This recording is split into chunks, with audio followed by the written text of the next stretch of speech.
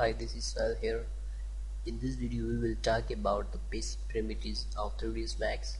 There are two types of the basic primitives in 3ds Max. One is standard primitives and the other one is extended primitives. In this video we will talk about the standard primitives. There are many primitives in this section, each has its own functions. So all of first we get the box primitive or object. You can draw this object in any of the viewport. You can change the parameters of this box from the side panel with the box still selected. But when you deselect the primitive, the parameters panel just disappears.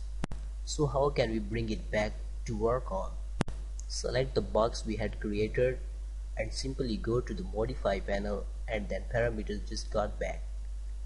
Now you can change the length, width, height, and as well the other options. Okay, now select the second primitive called sphere and draw it in the viewport.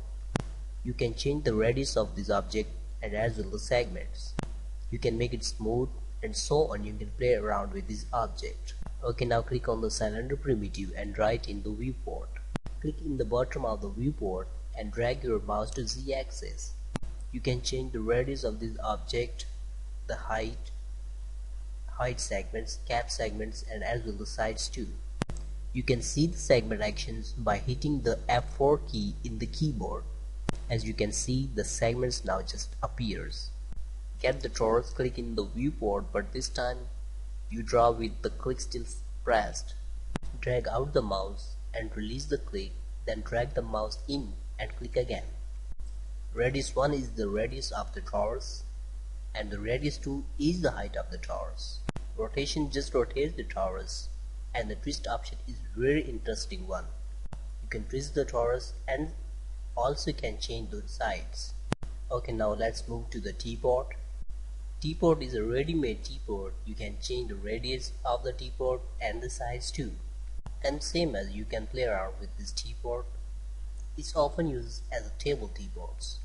Okay, we just now select the cone. Select the cone object. It's a cone shape. Click in the viewport and drag the mouse out. And then release the click where you want to count radius. And drag the mouse to Z-axis to fix the height of the cone. Then click again and bring the mouse down, this time to make the cone's head. Okay, now we'll talk about the geosphere. Geosphere is a kind of the sphere, but there are a couple of different options in this from the sphere. For example, the hemisphere, base to period, real world, and map size, and so on. Now we'll talk about is the cube. It's a kind of cylinder, but it's empty from inside. You can change the parameters as well we done with the cylinder parameters. The next object is the pyramid. Click the pyramid and draw it in the viewport. Click at the bottom and with the click still pressed, bring up the mouse to Z-axis and release the mouse. Click again and the pyramid is ready. The other object is the plan. It's a very common used primitive. Why we use this plan? Okay, for example, when I run to the scene without adding plan in the bottom, there is only black space in the bottom. But when I put a plan and render again, so it is a surface on the bottom for our scene. So that were the standard primitives. We will talk about the extended primitives in our next video.